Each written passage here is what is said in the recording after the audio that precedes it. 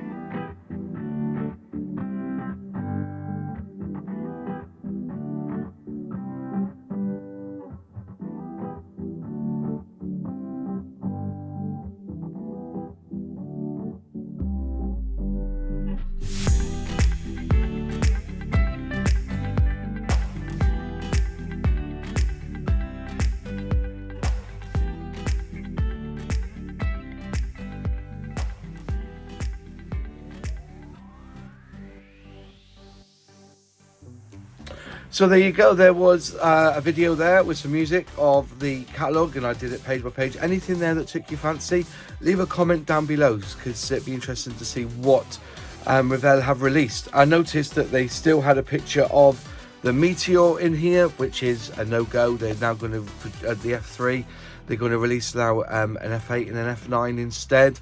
But other than that, you know, if there's a company that's very close to Tamiya, it would be Revell. If you think about it, they do the radio control stuff, they do the modelling stuff. They've got a huge accessory market with their paints, their glues.